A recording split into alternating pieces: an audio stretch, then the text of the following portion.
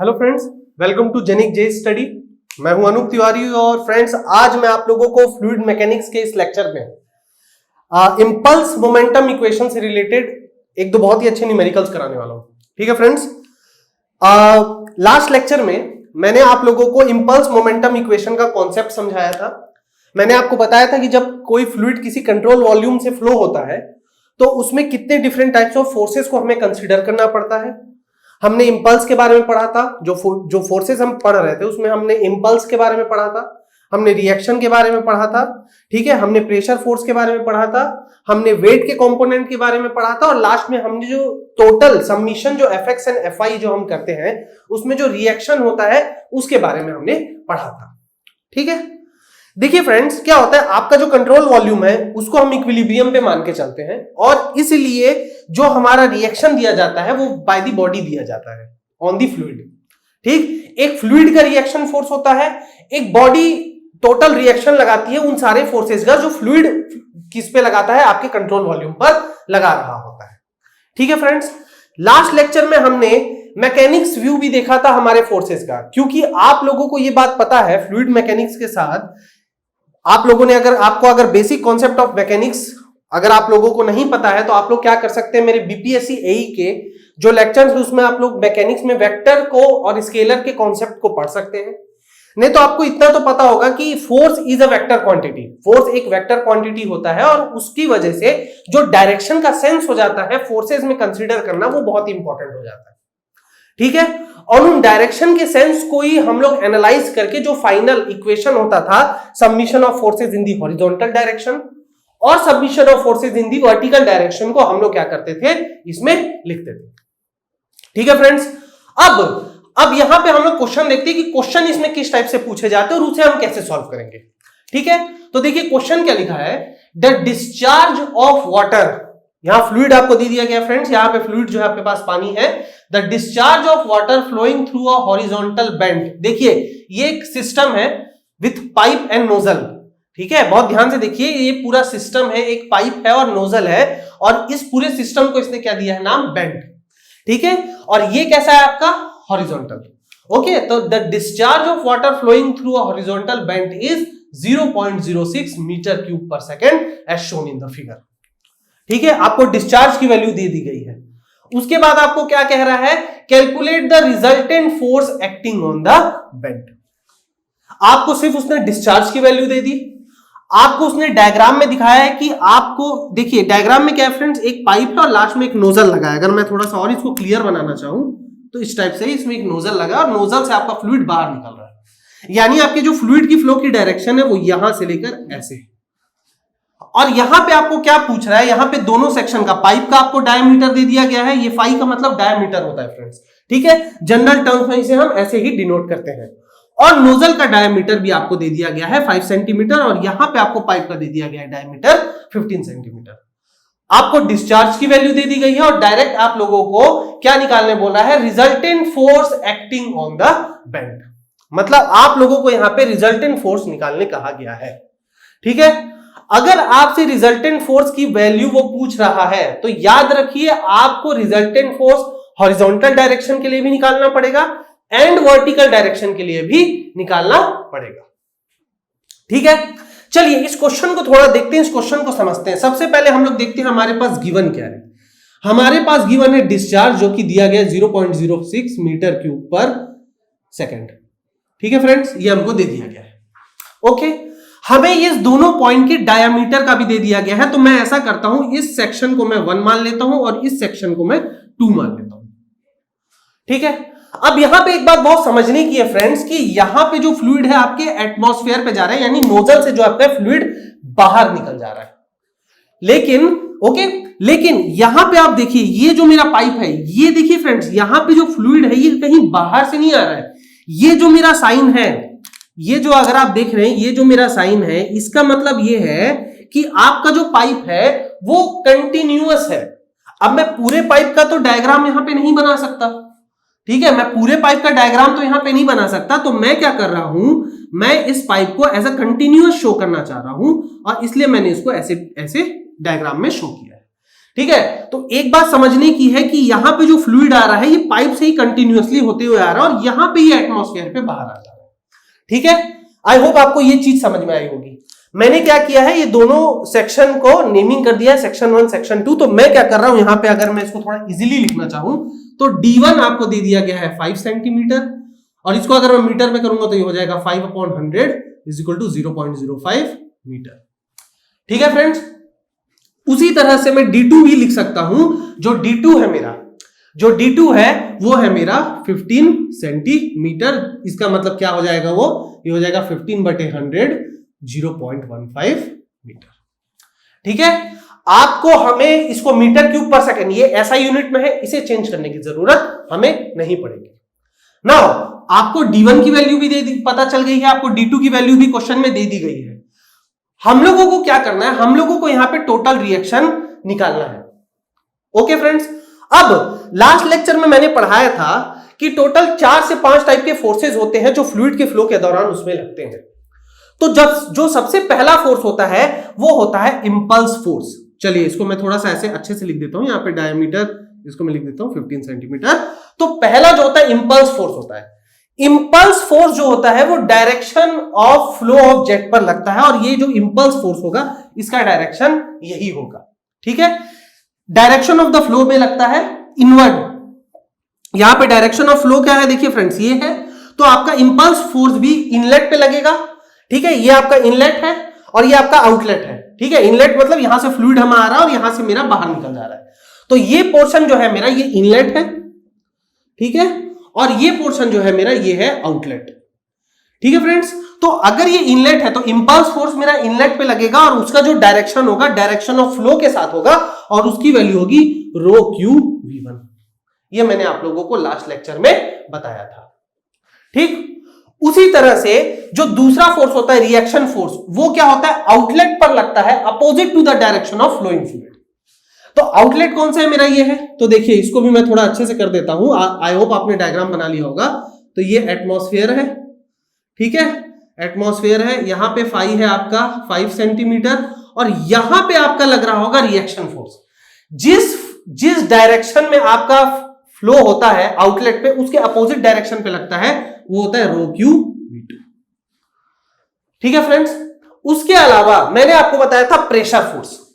ठीक है, तो प्रेशर फोर्स भी कहां लगेगा, देखिए प्रेशर फोर्स यहां पे लगेगा, एक लगेगा मेरा P1 A1 और एक लगेगा आपका P2 A2। प्रेशर फोर्स को हमने कंसीडर कर लिया, हमने इंपल्स फोर्स को कंसीडर कर लिया, हमने reaction force by the fluid को भी क्या कर लिया, यहां पे कंसीडर कर लिया।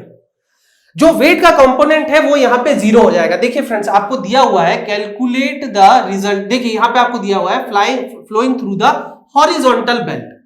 मैंने आपको प्रीवियस लेक्चर में भी बताया था फ्रेंड्स कि आपका जो ये कंट्रोल वॉल्यूम होता है इसे हम हॉरिजॉन्टल मान के चलते हैं, और अगर क्वेश्चन में आपको हॉरिजॉन्टल बोलेगा तो आप वहां पे वेट के कंपोनेंट को 0 एज्यूम करेंगे। मतलब यहां पे जो वेट होगा, जो चौथा चीज है हमारा, ये जो हमारा ये वेट वाला कंपोनेंट होगा, ये हमारा क्या हो जाएगा, 0 हो जाएगा।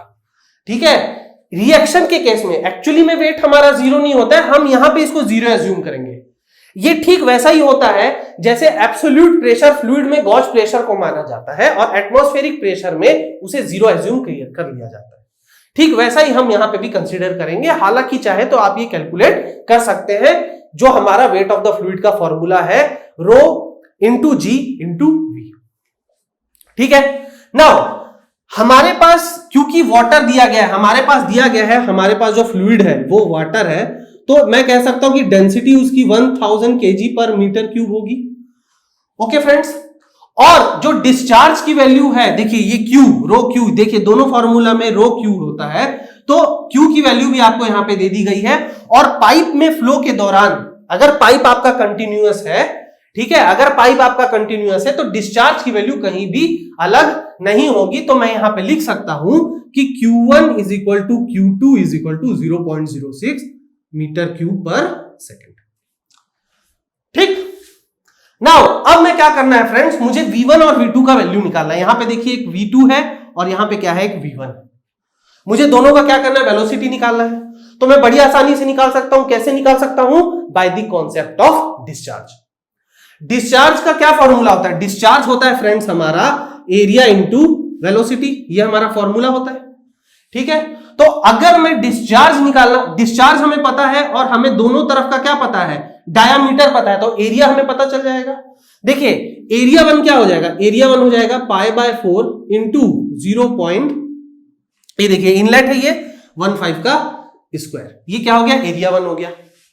या फिर आप इसे पूरा अच्छे से थोड़ा सा लिखें तो ये हो जाएगा π/4 d1 स्क्वायर, ये हो गया π/4 इंटू 0.15 स्क्वायर।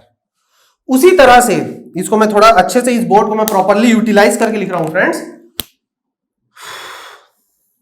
उसी तरह से मैं क्या कर रहा हूं फ्रेंड्स, अगर मैं A2 की बात कर रहा हूं, देखिए अगर मैं A2 की बात कर रहा हूं तो A2 क्या हो जाएगा, π/4 d2 स्क्वायर, और d2 क्या है एक्चुअली में, डायमीटर ऑफ द नोजल। तो देखिए यहां पे मैं क्या लिख रहा हूं, π/4 इंटू 0.05 का स्क्वायर।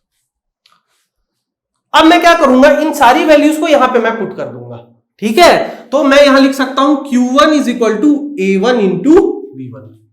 Q1 को मैं क्या लिख सकता हूं, A1 इंटू V1। तो यहां से देखिए मैं डिस्चार्ज क्या लिख रहा हूं, 0.06 इज इक्वल टू π/4 इंटू 0.15 का स्क्वायर इंटू V1। ठीक है फ्रेंड्स, तो यहां से हम लोग क्या करेंगे, इनकी वैल्यूज को निकाल लेंगे। ठीक है, यहां पे हम लोग इसकी वैल्यू निकालेंगे, तो आप लोग भी मेरे साथ इसको कैलकुलेट करेंगे। यहां पे आप लोग भी इसको कैलकुलेट करेंगे, तो देखिए यहां पे क्या होगी, ये वैल्यू आपकी आएगी फ्रेंड्स V1 की। मैं डायरेक्टली इसको निकाल रहा हूं, आप लोग स्टेप वाइज चाहे तो इसको सॉल्व कर सकते हैं। ये आपकी आ रही है फ्रेंड्स 3.39 मीटर पर सेकेंड। ये आपकी किसकी वैल्यू आ गई, ये आपकी V1 की वैल्यू आ गई। अब मैं क्या करूंगा, सेम इसी कॉन्सेप्ट से सिमिलरली अगर मैं V2 के लिए निकालना चाहूं, अगर मैं V2 के लिए निकालना चाहूंगा तो क्या हो जाएगा, Q is equal to A2V2।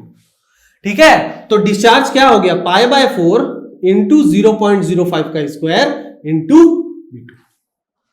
ठीक है फ्रेंड्स, तो अगर मैं आप लोगों को यहां पे देखूं तो इसका जो वैल्यू आएगा, चलिए इसको भी थोड़ा सा कैलकुलेट कर लेते हैं। Q की वैल्यू है 0.06, Q की वैल्यू है 0.06, इसको कर देते हैं। लगभग आपका V2 जो आ रहा है वो आ रहा है 31 मीटर पर सेकेंड। ओके, तो अगर आपका V1 और V2 का वैल्यू मैंने कैलकुलेट कर लिया है, तो अब मैं यहां से डायरेक्टली इंपल्स फोर्स और मैं रिएक्शन फोर्स की मैग्नीट्यूड को फाइंड आउट कर सकता हूं। मेरी बातों को बहुत ध्यान से समझिए, मैं क्या कह रहा हूं कि मैं आपके इंपल्स फोर्स और रिएक्शन फोर्स के मैग्नीट्यूड को फाइंड आउट कर सकता हूं। जब हम लोग उसको इक्वेशन में पुट करेंगे तो डायरेक्शन का सेंस मैं उस समय आप लोगों को बता दूंगा। नाउ फ्रेंड्स, अब हम लोग के पास क्या बचा, प्रेशर फोर्स। अब हम लोग के पास क्या बचा फ्रेंड्स, प्रेशर फोर्स। तो देखिए प्रेशर फोर्स निकालने के लिए देखिए A1 हम निकाल सकते हैं, A1 हमने कैलकुलेट कर लिया है, A2 भी हमने कैलकुलेट कर लिया है, लेकिन P1 P2 हमें कैलकुलेट करना है। हमें क्या कैलकुलेट करना है, P1 P2। तो अगर मैं P1 P2 कैलकुलेट करना चाहता हूं तो यहां पे मैं लगाऊंगा the concept of Bernoulli's equation. मैंने आप लोगों से एक बात कही थी फ्रेंड्स कि बर्नौली इक्वेशन का जो कॉन्सेप्ट होता है वो flow through devices, impulse momentum equation, flow through jet, बहुत सारी जगह यूज होता है फ्रेंड्स। इनफैक्ट जो concept of turbines and pumps में भी कहीं कहीं ये यूज हो जाता है। ठीक है, तो आप लोग क्या करेंगे, यहाँ पे P1 P2 को अगर मैं कैलकुलेट करना चाहता हूं तो मैं यहाँ पे आप क्या लगाऊंगा, बर्नौलीज इक्वेशन लगा दूंगा। तो चलिए फ्रेंड्स, मैं इसको पूरा मिटा रहा हूं। आई होप आप लोग ने इसको अच्छे से लिख लिया होगा। तो चलिए इसको मैं मिटा रहा हूं। ठीक है, क्योंकि डायग्राम बहुत इंपॉर्टेंट है, डायग्राम में डिलीट नहीं कर सकता। ठीक है, डायग्राम मेरे लिए बहुत इंपॉर्टेंट है, इसको अच्छे से फिर समझने के लिए। तो चलिए,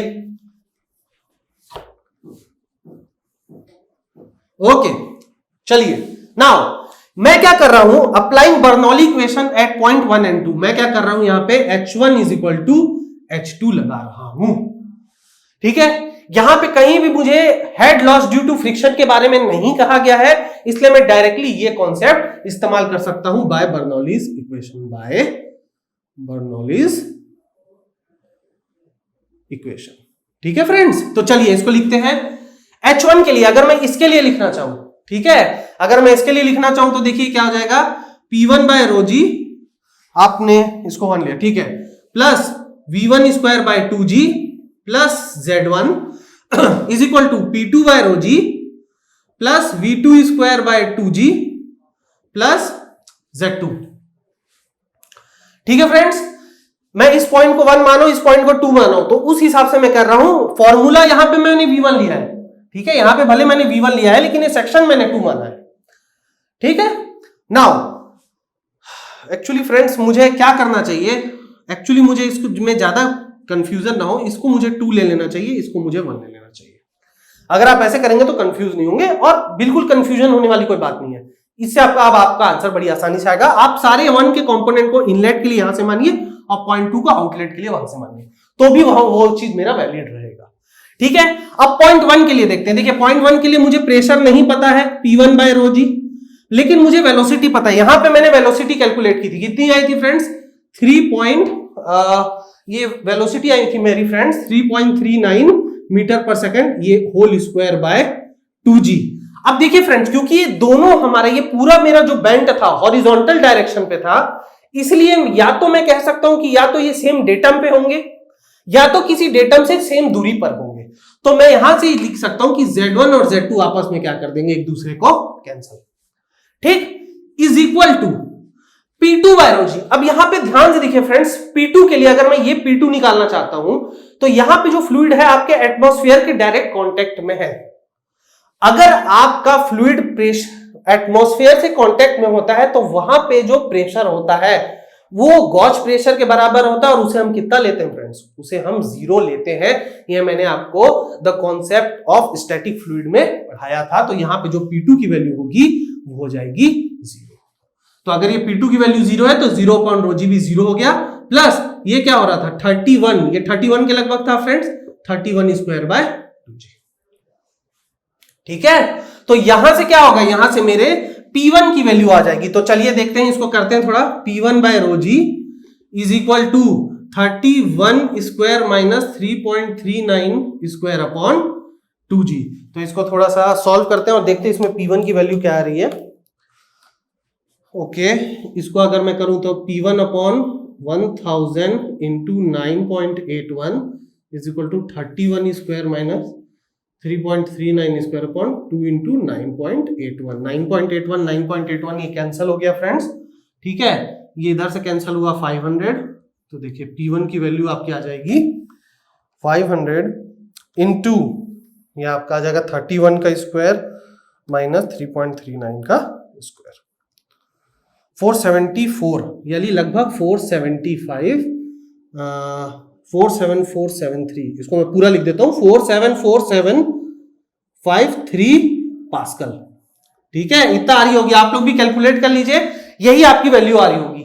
तो मैं यहां से क्या लिख सकता हूं, जो P1 की वैल्यू है आपकी कितनी आ रही है फ्रेंड्स, P1 की वैल्यू आ रही है 474.75 किलो पास्कल।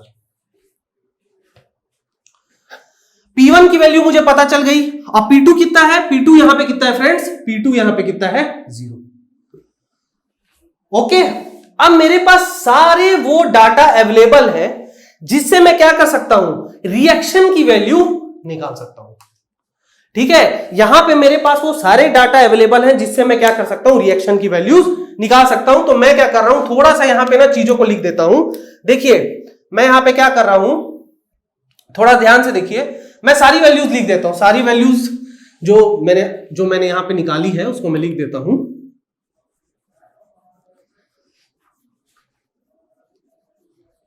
आई होप आप लोगों ने इसको उतार लिया होगा फ्रेंड्स। देखिए यहां पे ध्यान से देखिए, यहां पे जो आप लोगों के पास रो का वैल्यू था वो था 1000, क्यू का वैल्यू था 0.06, V1 का वैल्यू था 3.39, V2 का वैल्यू था, आप अपना उसका ऐसा यूनिट साथ में लिखते जा सकते हैं, 31, ये होगा metre per second, metre per second, metre cube per second, और ये होगा केजी पर मीटर क्यूब। ठीक है, उसके बाद आपके पास P1 का वैल्यू था 474,753 पास्कल, और यहां पे आपका P2 का वैल्यू था 0। ठीक है फ्रेंड्स, तो मैं क्या कर सकता हूं, अब इन सारी वैल्यूज के हेल्प से मैं यहां पे एक इक्वेशन फ्रेम कर सकता हूं in the vertical and horizontal direction. तो चलिए हॉरिजॉन्टल डायरेक्शन पे अगर मैं इसका इक्वेशन बनाना चाहूं तो वो कैसा बनेगा फ्रेंड्स, चलिए तो मैं इसको लिख सकता हूं summation F x is equal to 0, summation F x is equal to 0। तो ये देखिए क्या होगा, यहां पे देखिए ये मैं कैसे मानता हूं फ्रेंड्स, ये पॉजिटिव एक्स एक्सिस, ये नेगेटिव एक्स एक्सिस, तो यहां पे इसका डायरेक्शन देखिए नेगेटिव है, तो ये देखिए क्या होगा, minus rho Q V1 minus P1A1 का भी डायरेक्शन क्या है, नेगेटिव साइड में, P1A1, ठीक है, प्लस प्लस, ठीक है, यहां पे भी देखिए रिएक्शन फोर्स, ये भी नेगेटिव होगा फ्रेंड्स, रो क्यू V2, तो ये भी क्या हो जाएगा, minus rho Q V2 minus P2A2 plus reaction at x is equal to 0। ये रहा फ्रेंड्स, यही बनेगा, ऐसा ही बनेगा मेरा इक्वेशन। तो यहां पे जो रिएक्शन की वैल्यू आएगी फ्रेंड्स, रिएक्शन, ठीक है, वो कितना आएगी, rho Q V1 plus P1A1 plus rho Q V2, क्योंकि P2 की वैल्यू क्या है यहां पे 0 है।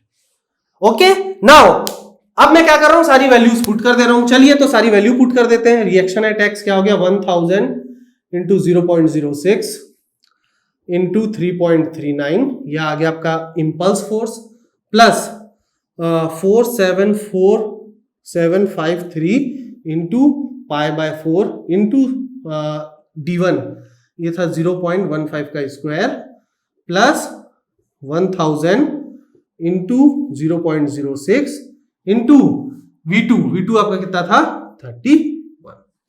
ठीक है, तो चलिए इसको थोड़ा सा कैलकुलेट करते हैं। इसको कैलकुलेट करते हैं फ्रेंड्स, चलिए तो देखते हैं क्या आ रहा है। 1000 into 9.81 into 1006 into 3.39 plus 474753 into square plus 1000 into 0.06 into 31। देखिए ये आंसर जो फ्रेंड्स आप लोगों का आ रहा है, reaction in the x direction, वो देखिए कितना आ रहा है, ये आ रहा है आपका 10448 न्यूटन, या फिर आप कह सकते हैं 10.45 किलो। इस तरह से ये इस टाइप के जो क्वेश्चंस होते हैं क्या होते हैं फ्रेंड्स, आपके सॉल्व होते हैं। ठीक है, यहां पे हम लोग क्या कर सकते थे, यहां पे हम लोग को क्या करना है, रिएक्शन एट वाई डायरेक्शन के लिए निकालना है। तो अगर मैं रिएक्शन एट वाई डायरेक्शन निकालना चाहता हूं, अगर मैं रिएक्शन वाई डायरेक्शन के लिए निकालना चाहता हूं, तो ध्यान से देखिए, ये सारे फोर्सेस जो आप लोगों को दिए गए हैं, ये किसी भी एंगल थीटा पर इंक्लाइंड नहीं है।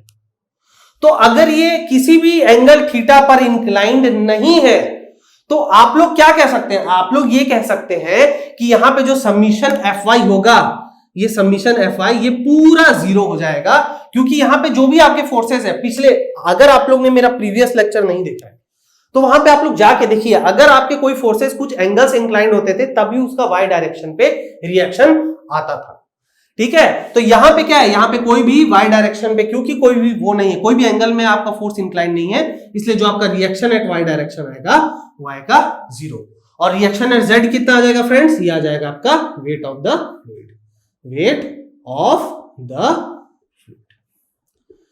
ठीक है फ्रेंड्स, ये रहा आपका सवाल और ये रहा इसका प्रॉपर सॉल्यूशन। ओके फ्रेंड्स, चलिए तो आपको ये चीज समझ में आ गया होगा, तो एक और क्वेश्चन है मेरे पास, उसको भी हम लोग डील करते हैं। चलिए, Genic Prime is the new features by Genic Education, where you will get 450 plus video series questions explanation, Prime Facebook group for doubt solving, assignments, live sessions and many more. If you are interested, then visit website and join quickly. For any query, call on 9837933283. Okay friends, तो चलिए second numerical भी देखते हैं। ये भी काफी interesting numerical है friends. जो प्रीवियस न्यूमेरिकल मैंने आप लोगों को दिया था, उसमें मैंने वेलोसिटी को किसी भी एंगल पे नहीं रखा था, मैंने एक स्ट्रेट वेलोसिटीज की वैल्यू दे दी गई थी। यहां पे आप लोगों को इस डायग्राम से देख के पता चल रहा होगा कि कुछ ना कुछ इंक्लिनेशन है आप लोगों के वेलोसिटीज में। एक बार क्वेश्चन पढ़ते हैं और देखते हैं क्वेश्चन क्या कह रहा है। अ 30 centimetre diameter pipe is splitted into 2 nozzles. एक 30 सेंटीमीटर का पाइप है जो कि क्या हुआ है, दो डिफरेंट पाइप में जाके, मतलब दो डिफरेंट नोजल्स में क्या हो गया है, स्प्लिट हो गया है। ठीक है, the nozzle discharges eight the atmosphere, मतलब यहां से जो आपका फ्लूइड डिस्चार्ज हो रहा है दोनों केस में, वो कहां हो रहा है, एटमॉस्फेयर पे डिस्चार्ज हो रहा है फ्लूइड का। ठीक है फ्रेंड्स, नाउ उनकी वेलोसिटीज दे दी गई है। ये दोनों केसेस में जो आपकी वेलोसिटी है, दोनों केसेस में जो नोजल फ्लूइड को डिस्चार्ज कर रहा है उसकी वेलोसिटी दे दी गई है 10 मीटर पर सेकेंड। ठीक है फ्रेंड्स, उसके बाद देखिए एक बहुत इंपॉर्टेंट पॉइंट है यहां पे भी, द जंक्शन इज हॉरिजॉन्टल। ठीक है, अगर मैं आपसे कह रहा हूं द जंक्शन इज हॉरिजॉन्टल, मतलब आप लोग डायरेक्टली यहां पे लिख सकते हैं कि आप लोगों के पास जो रिएक्शन एट जेड डायरेक्शन होगा वो क्या हो जाएगा, wait of the fluid, directly. ठीक है, अगर आप लोगों को ऐसे सवाल आ गया, अगर आपको डायरेक्टली कह दिया कि द जंक्शन इज हॉरिजॉन्टल, इसका मतलब यह है कि आप लोग जो reaction at the Z direction लिखेंगे वो directly weight of the fluid के बराबर लिख देंगे। ठीक है friends, find the reaction in the Y direction.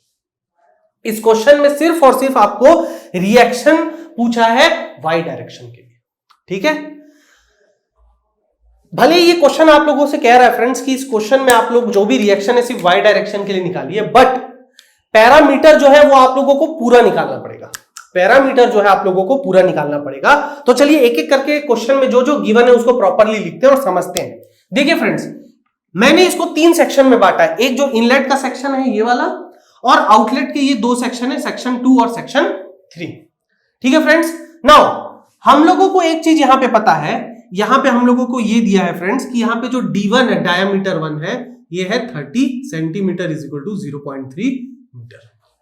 ठीक है फ्रेंड्स, जो D2 की वैल्यू दी गई है, D2 की वैल्यू वो दी गई है 7.5 सेंटीमीटर यानी कि 0.075 मीटर, और उसी तरह से D3 दिया गया है आपको 10 सेंटीमीटर, तो इसको हम लोग लिख सकते हैं 0.1 मीटर।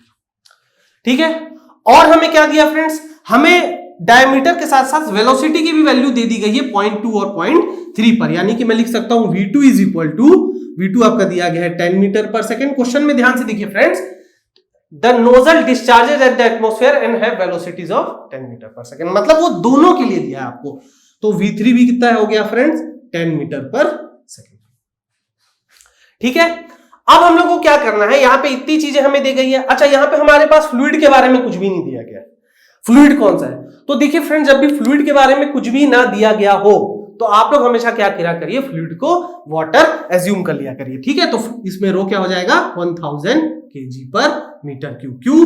क्योंकि फ्रेंड्स जो वाटर होता है हमारा स्टैंडर्ड लिक्विड होता है, और यहां पे लिक्विड फ्लो कर रहा है, फ्लूइड में भी क्या फ्लो कर रहा है, लिक्विड, और स्टैंडर्ड लिक्विड है हमारा वाटर।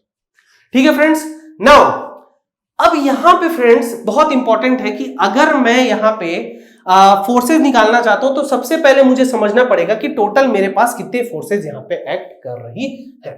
ठीक है, मैंने आप लोगों को टोटल 5 फोर्सेज के बारे में बताया है। मैंने आप लोगों को बताया इंपल्स फोर्स, दूसरा रिएक्शन फोर्स, तीसरा प्रेशर फोर्स, चौथा मैंने आपको बताया था वेट, और 5वां था रिएक्शन बाय द बॉडी। ठीक है, या total reaction of the body in X and Y direction. अब यहां पे देखिए फ्रेंड्स, यहां पे अगर मैं इंपल्स फोर्स की बात करूंगा तो ये रहा मेरा इंपल्स फोर्स रो क्यू V1। ठीक है, ये कहां होता है, इनलेट पे होता है और डायरेक्शन ऑफ द जेट के डायरेक्शन पर होता है, तो ये क्या हो गया मेरा रो क्यू V1। ठीक, यहां पे मेरा क्या हो जाएगा, यहां पे मेरा रिएक्शन फोर्स हो जाएगा रो क्यू V2। ठीक है, क्यों, क्योंकि ये आउटलेट पे रहता है opposite to the direction of motion, ये रो क्यू V2। उसी तरह से यहां पे भी आपका रिएक्शन फोर्स क्या आ जाएगा, रो क्यू V3। तो यहां पे आपके पास 2 रिएक्शन फोर्सेस हैं, क्यों, क्योंकि हमारे पास 2 नोजल हैं। ठीक, अब देखिए फ्रेंड्स, V2 V3 की वैल्यू हमें पता है, रो की वैल्यू पता है हमें, लेकिन Q की वैल्यू हमें नहीं पता है। हमें Q की वैल्यू नहीं पता है। तो देखिए फ्रेंड्स, यहां पे अगर आप लोग ध्यान से देखेंगे तो जितना डिस्चार्ज इस पाइप का होगा उतना डिस्चार्ज इस पाइप का नहीं होगा। वो इसलिए फ्रेंड्स क्योंकि अगर आप ध्यान से देखें तो दोनों की वेलोसिटी तो सेम है, लेकिन दोनों का जो डायामीटर है वो अलग अलग है। इसलिए यहां पे जो मैंने रिएक्शन की वैल्यू लिखी है, ये लिखी है रो Q2V2, और यहां पे मैं लिखा है रो Q3V3। आई होप आपको ये समझ में आ रहा होगा। तो हम यहां पे क्या करते हैं, Q2 और Q3 की वैल्यू निकाल लेते हैं। तो चलिए इसकी वैल्यू निकाल लेते हैं। ये जो भी हमने गिवन डाटा है इसको अलग से हम लोग पुट कर देंगे। ठीक है, अब देखिए मैं क्या कर रहा हूं फ्रेंड्स, Q2 की वैल्यू निकाल रहा हूं। Q2 क्या हो जाएगा, A2 इंटू V2, तो A2 हो जाएगा π/4 इंटू D2 का स्क्वायर इंटू V2, और ये क्या है π/4 इंटू D2 कितना है फ्रेंड्स 0.075 इंटू 10। ठीक है, ये आ गया। तो इसमें देखिए इसका जो वैल्यू आ रहा है, इसका जो वैल्यू आ रहा है 0.75 इंटू 0.075 इंटू 10, ये आपका आ रहा है फ्रेंड्स, ठीक है, यही आ रहा है 0.5/4, ये आपका आ रहा है फ्रेंड्स 0.588, ये आपका आ रहा है 0.588 metre per second, sorry metre cube per second. ठीक है फ्रेंड, उसी तरह से अगर मैं Q3 निकालना चाहूं, Q3, तो ये भी सेम ऐसे हो जाएगा A3 इंटू V3। तो A3 कितना है फ्रेंड्स, ये है π/4 इंटू यहां का डायमीटर कितना है 10 सेंटीमीटर, तो ये हो जाएगा 0.1 का स्क्वायर इंटू इसकी भी वेलोसिटी कितनी दी गई है 10। तो यहां पे आप लोग क्या कर देंगे 0.0, अच्छा देखिए एक सेकेंड फ्रेंड्स 0.075, ठीक है, हाँ ठीक है फ्रेंड्स। तो ये आपका आ जाएगा, मैं पूरी कोशिश कर रहा हूं कि आपको कुछ गलत ना दूं, 0.0785, ये आ जा रहा है आपका 0.0785 metre cube per second. Sorry यहां पे 0.1 है, ये आ जाएगा 0.785, ये आएगा फ्रेंड्स। ठीक है, यहां से ज्यादा आना चाहिए क्योंकि देखिए वेलोसिटी सेम है लेकिन डायमीटर यहां ज्यादा है, तो इसका डिस्चार्ज भी ज्यादा आएगा। ठीक है फ्रेंड्स, तो Q2 और Q3 की वैल्यू तो मुझे पता चल गई, Q2 और Q3 की वैल्यू तो मुझे पता चल गई। ठीक है, अब अगर मैं यहां पे Q की वैल्यू निकालना चाहता हूं, ये जो इनलेट पे डिस्चार्ज है, तो इनलेट डिस्चार्ज का जो वैल्यू है फ्रेंड्स, इनलेट डिस्चार्ज, ठीक है, इनलेट डिस्चार्ज जो होगा वो Q, वो क्या होगा फ्रेंड्स Q2 प्लस Q3। क्यों? क्योंकि ये पानी, यही जो फ्लूइड है, ये यहां और यहां क्या हो जा रहा है, दो बट जा रहा है, लेकिन क्योंकि यहां पे आपका डायमीटर अलग है इसलिए अनइक्वल पार्ट्स में बट रहा है। अगर इक्वल पार्ट में बढ़ता तो मैं क्या करता, डायरेक्टली एक डिस्चार्ज निकाल के इंटू 2 कर देता, लेकिन यहां ऐसा नहीं है। तो जो इनलेट डिस्चार्ज हो जाएगा वो जाएगा 0.588 plus 0.785 is equal to Q। तो Q का जो वैल्यू आ रहा है फ्रेंड्स, ये आ रहा है 0.588, ये आ रहा है friends 1.373 metre cube per second. ठीक है, आपके पास जो डिस्चार्ज एट इनलेट का वैल्यू भी आप लोगों को पता चल गया। ठीक है फ्रेंड्स, अब मैं यहां पे क्या कर रहा हूं, मैं यहां पे प्रेशर फोर्स की वैल्यू निकालूंगा। ठीक है, किसकी वैल्यू निकालूंगा, प्रेशर फोर्स। तो देखिए यहां पे प्रेशर फोर्स जो लगेगा, यहां पे प्रेशर फोर्स जो लगेगा वो क्या लगेगा P2A2, और यहां पे क्या लगेगा P3A3 लगेगा फ्रेंड्स। लेकिन ध्यान से देखिए ये जो फ्लूइड है ये एटमॉस्फेयर के कांटेक्ट में है, तो यहां पे आप डायरेक्टली क्या लिख सकते हैं, P2 is equal to P3 is equal to 0। क्यों, gauge pressure at the atmosphere. Directly यहां पे आप क्या लिख सकते हैं, गॉज प्रेशर एट एटमॉस्फेयर। ठीक है फ्रेंड्स, ओके। नाउ आप चाहे तो यहां का प्रेशर कैलकुलेट कर सकते हैं P1A1, लेकिन ध्यान से देखेंगे तो आपको यहां का प्रेशर कैलकुलेट करने की जरूरत नहीं पड़ेगी फ्रेंड्स। क्यों नहीं पड़ेगी, आप थोड़ा ध्यान से देखिए, ये एक्स जो P1A1 और जो आपका इंपल्स फोर्स का डायरेक्शन है वो सिर्फ एक्स डायरेक्शन के लिए है, लेकिन यहां पे आपको जो रिएक्शन निकालना है वो किसके लिए निकालना है friends, only for Y direction. ठीक है, अगर ये एक्स डायरेक्शन के लिए हमें कहता तो मैं क्या करता, इन दो पॉइंट्स पे किसी भी, या तो इस पॉइंट ये और ये, या फिर 1 और 3, इन दोनों पॉइंट्स में किसी भी जगह में क्या करता, बर्नौली इक्वेशन को यूज कर लेता। लेकिन अक्सर आपको ऐसे क्वेश्चन पूछे जा सकते हैं जिसमें आप लोगों को लगेगा कि क्वेश्चन बहुत लेंदी है, बट एक्चुअली वो इतना लेंदी नहीं रहता। तो अगर आप लोग ध्यान से देखें, आपके पास सारी वैल्यूज जब निकल गई है तो आप लोग क्या कर सकते हैं, यहां पे आप लोग डायरेक्ट रिएक्शन एट वाई निकाल सकते हैं। तो देखिए फ्रेंड्स, मैं क्या कर रहा हूं, इसको रिएक्शन कर रहा हूं। तो देखिए ये वाला जो इंपल्स है ये अगर यहां पे जाएगा तो ये देखिए क्या आ जाएगा, इस डायरेक्शन में आ जाएगा ρQV2 साइन थीटा। ठीक है, तो ये साइन थीटा क्या है यहाँ पे 25 डिग्री, और जो ये वाला है ये, ठीक है, ρQV3 ये यहां पे आ जाएगा। ठीक है, इसका डायरेक्शन ये रहेगा, और ये क्या रहेगा ρQV3 साइन 30 डिग्री। तो आप लोगों को अगर रिएक्शन सिर्फ वाई डायरेक्शन के लिए बोला गया है तो हम सिर्फ इन्हीं दो फोर्सेस का यूज करेंगे, P2A2 और P3A3 का टर्म 0 हो जाएगा। क्यों, क्योंकि यहां पे जो प्रेशर है वो गॉज प्रेशर है, और gauge pressure at the atmosphere 0 के बराबर हो जाता। तो देखिए कितना इजी हो गया फ्रेंड्स, ये क्या हो गया, सबमिशन FI 0 लिखेंगे तो ये क्या हो गया, इसको मैं लिख सकता हूं rho Q V three sine 30 degree, ठीक है, minus rho Q V two sine 25 degree plus reaction at क्या लिख सकते हैं इसको अपन, y लिख सकते हैं इज इक्वल टू 0। ठीक है फ्रेंड्स, तो यहां पे क्या करेंगे, वैल्यू पुट कर देंगे।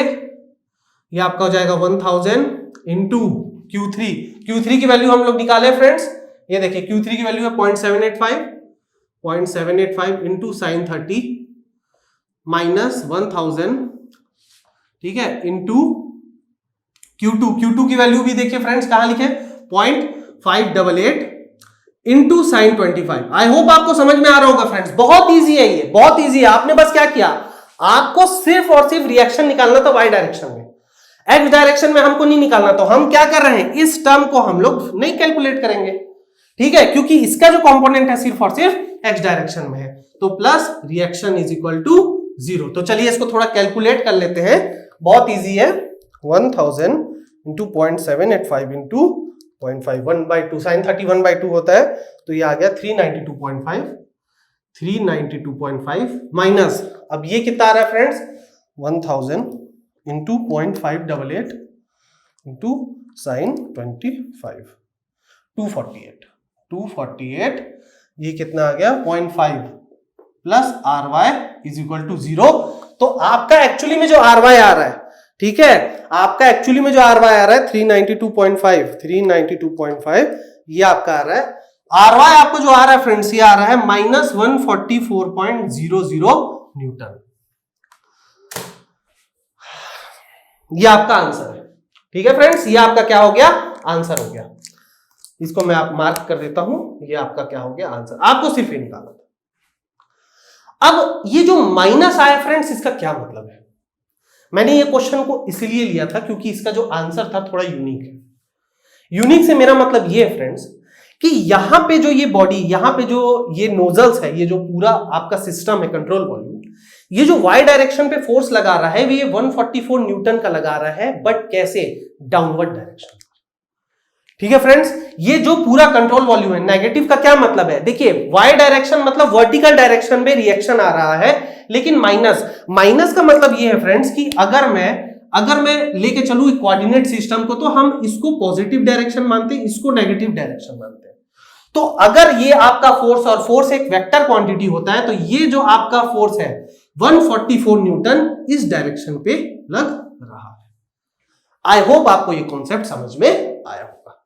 तो इस टाइप से क्वेश्चन आपके जो होते हैं इंपल्स मोमेंटम इक्वेशन के न्यूमेरिकल्स को सॉल्व किया जाता है। बहुत इजी है फ्रेंड्स, जब भी इस टाइप के न्यूमेरिकल्स आएंगे आप लोगों को 5 फोर्सेस का ध्यान रखना है। Impulse force, reaction force by the fluid, pressure force at inlet and outlet, wait of the fluid, और लास्ट में reaction by the control volume.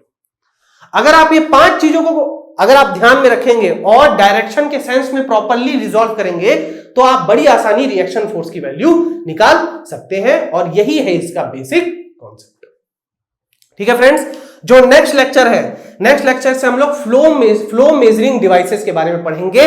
इसमें आपका venturi meter, orifice meter, pitot tube का पूरा इंफॉर्मेशन मैं आप लोगों को दूंगा, और कैसे हम लोग उसमें डिस्चार्ज की वैल्यू को कैलकुलेट करते हैं, फॉर्मूलाज क्या होते हैं, क्या डिफरेंट कोफिशिएंट्स होते हैं, वो सारी चीजें मैं उसमें आप लोगों को पढ़ाऊंगा। ओके फ्रेंड्स, तो यहाँ पे इस टॉपिक को खत्म करते हैं, नेक्स्ट लेक्चर में करेंगे। देखिए फ्रेंड्स, जितने भी मैकेनिकल एंड सिविल के बच्चे हैं, आप लोग ज्यादा से ज्यादा नंबर पे प्लीज मुझे रिस्पॉन्स करें, ठीक है, क्योंकि इस एफएम का अब बहुत ज्यादा सिलेबस बचा नहीं है। हार्डली इसके बाद इंपैक्ट ऑफ जेट, उसके बाद आपका जो टरबाइन पंप और ये सब जितनी भी चीजें हैं, तो हार्डली ये 10 लेक्चर का और ये 10 से 12 लेक्चर का ये पूरा बच गया है। आपके प्रॉपर रिस्पॉन्स से ये डिसाइड होता है फ्रेंड्स कि हम जो आगे की पढ़ाई जो मैं आप लोगों को बताना चाह रहा हूं वो क्या होगा। ठीक है, बहुत सारे बच्चे हैं जिन्होंने शुरुआती में कमेंट सेक्शन में मुझे ये लिखा था कि वो प्रोडक्शन एंड इंडस्ट्रियल इंजीनियरिंग को पढ़ना चाहते हैं। ठीक है, अगर आप प्रोडक्शन एंड इंडस्ट्रियल इंजीनियरिंग पढ़ना चाहते हैं तो आप लोगों को मुझे प्रॉपर्ली कमेंट सेक्शन में लिख के बताना होगा। ठीक है फ्रेंड्स, तो चलिए इसको कंटिन्यू करते हैं नेक्स्ट लेक्चर में। लाइक करें, सब्सक्राइब करें, ज्यादा से ज्यादा लोगों को शेयर करें, बेल आइकन को दबाएं, ठीक है, और अच्छे से तैयारी करें। Thank you friends.